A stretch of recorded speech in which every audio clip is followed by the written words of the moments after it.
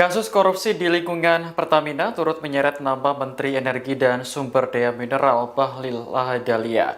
Menanggapi hal ini, Ketua Bidang Media dan Penggalangan Opini Partai Golkar, Dorol Arifin menegaskan bahwa tuduhan terhadap Bahlil salah alamat. Dalam keterangan resminya pada Senin 3 Maret, Nurul menjelaskan bahwa Bahlil baru menjabat sebagai Menteri Energi dan Sumber Daya Mineral pada Agustus 2024. Sementara dugaan korupsi minyak mentah di lingkungan Pertamina terjadi antara tahun 2018 hingga 2023. Nurul menekankan Bahlil tidak terlibat dalam setiap keputusan yang diambil pada periode tersebut.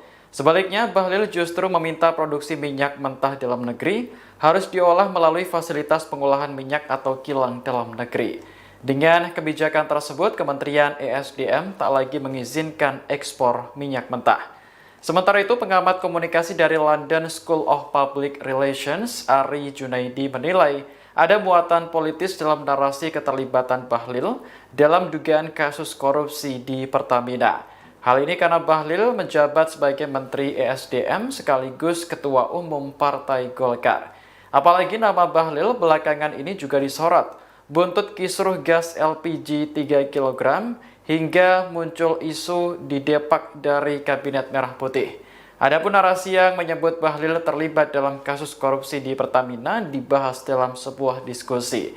Kasus ini terus menjadi bahan perbincangan mengingat potensi kerugian negara mencapai 1 kuadriliun rupiah. Total sudah ada 9 tersangka yang ditetapkan oleh Kejaksaan Agung termasuk Direktur Utama PT Pertamina Patraniaga.